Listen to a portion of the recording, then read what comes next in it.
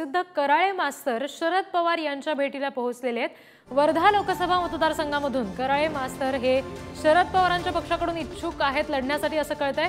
वर्ध्यातून कराळे मास्तरांना आता उमेदवारी मिळणार का हे पाहावं लागेल, मात्र सध्या ते शरद पवारांच्या भेटीला पोहोचलेत असं कळतंय। यापूर्वी ते काँग्रेसमधून लढण्यासाठी इच्छुक होते अशी माहिती समजत होती। प्रतिनिधी तुषार झरेकर सध्या आपल्याशी जोडले गेलेत। तुषार, वर्ध्यामधले हे कराळे मास्तर आहेत जे सगळ्यांनाच आता माहीत झालेले आहेत। यापूर्वी ते काँग्रेसकडून लढणार अशी चर्चा होती, आता सध्या शरद पवारांच्या भेटीला आलेत तर ते या संदर्भातच तिकीट मिळण्याच्या उद्देशाने आलेत असं म्हणता येईल का? नक्कीच रिद्धी, आपण जर पाहिलं तर शरद पवारांच्या बैठका सुरू आहेत आणि त्यातच या बैठकींमध्ये आता प्रसिद्ध कराळे गुरुजी आहेत हे शरद पवारांच्या भेटीला आलेले आहेत। महाविकास आघाडीमध्ये शरद पवारांना एक विशेष महत्व आहे आणि शरद पवारांकडे संपूर्ण महाराष्ट्राचं शरद पवार जागांसंदर्भात चर्चा करताना पाहायला मिळतात।